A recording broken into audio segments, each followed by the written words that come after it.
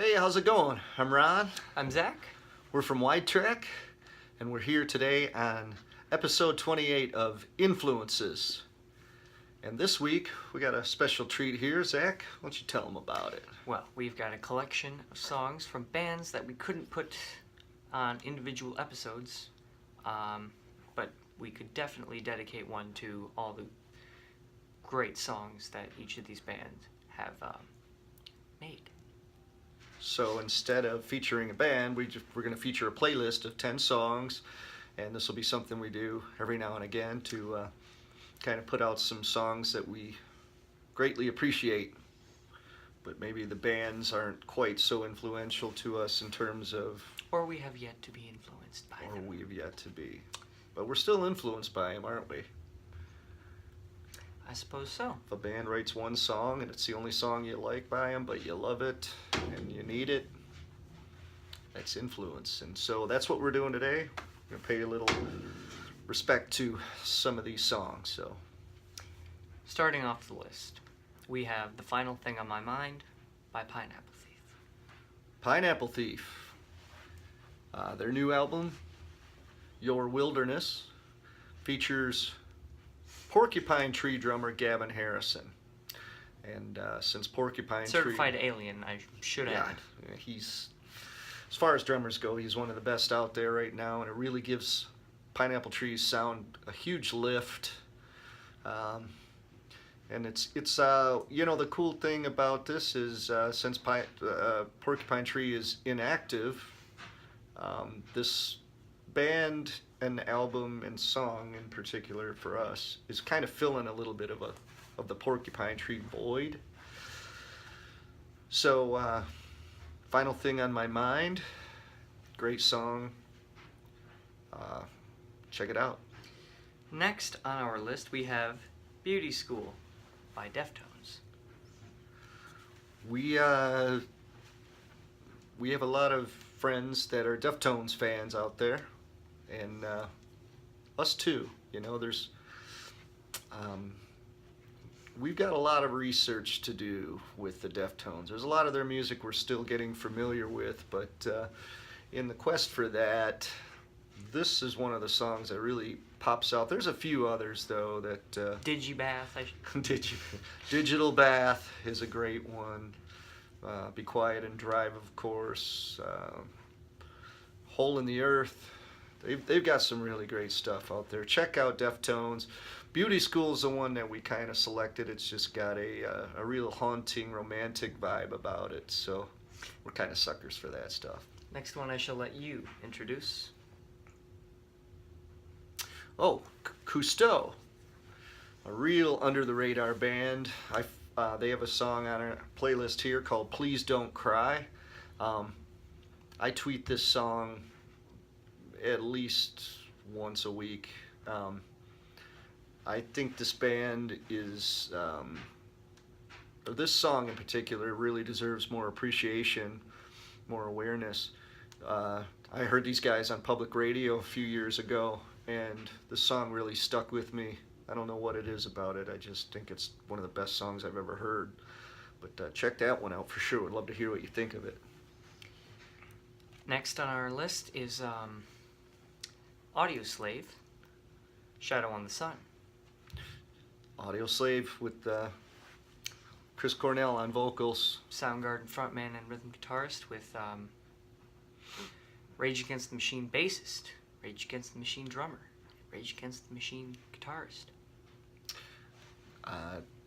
If you're not familiar, you've probably been living in a foreign land deep in a hole somewhere. Shadow on the Sun has just got a really cool, mysterious, dark vibe about it, and Chris Cornell's lyrics and vocal performance is outstanding on it. So something to add, especially since Rage Against the Machine, you know, they became very repetitive with their 3 albums being super successful. It was always cool, the songs that broke away from that constant sort of sound. Yeah. Definitely, they're definitely some treasures to behold. Yeah, I hear what you're saying. It's like the first Rage Against the Machine. I love all the Rage Against the Machine albums, but there was something that was kind of predictable about them, for better or for worse. I kind of sum it up to the whole do do do do do do do do do do, you know, and there's some Audioslave songs that kind of just take the Rage Against the Machine sound and have Chris Cornell singing over them. But when Chris Cornell brought his songs in and his creativity to combine with them, you got songs like Shadow on the Sun and I Am the Highway and Like a Stone, where they really broke away from the old Rage Against the Machine sound, and those are the songs that really stand out for us in terms of a whole new thing. So check out Shadow on the Sun if you're not familiar with this. Just phenomenal. What's next there? Oh boy, personal favorite of mine, as are a lot of these, but this one especially. I Mother Earth, Basketball. I Mother Earth from Canada. They were on rock radio for a minute back in the 90s and put out a couple albums. They're still active, but they have a different singer now and they're a different thing. Yeah. But their first album, Dig, is phenomenal. Phenomenal album. One of the most underappreciated albums of the 90s. These guys had like a total rock thing. With like percussion and with percussion funk. And just, oh, it's so good. And one of my favorite guitar players ever, Jaguar Tana, I believe is his name. And but this song, Basketball, it features Guitar slapping, insane yes, percussion work. like the bass player would normally slap, but the guitar player does it on this song. It's just awesome sounding. It's just a great song and great sound. And if you're from Canada, you might be more familiar with these guys. They had a song on MTV called Not Quite Sonic, and another one called Rain Will Fall, and the whole album's phenomenal. So anyhow, check out I Mother Earth, Dig. The song we feature is Basketball. Next on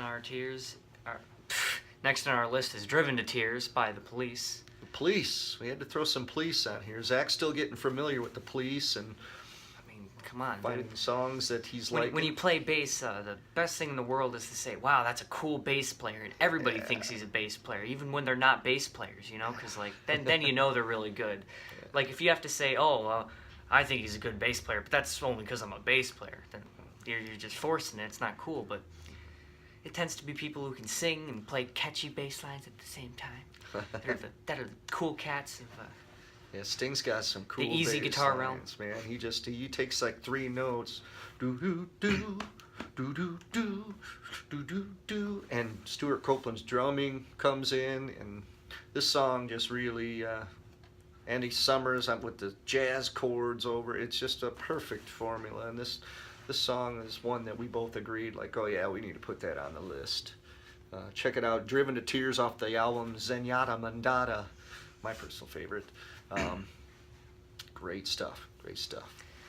Next band may come as a bit of surprise, but Horizons by Puscifer. Yeah, Puscifer, Maynard James Keenan from Tool has 2 other bands. Side band. Yep, Perfect Circle and Puscifer, and this song is off their Conditions of My Parole album, which is fantastic.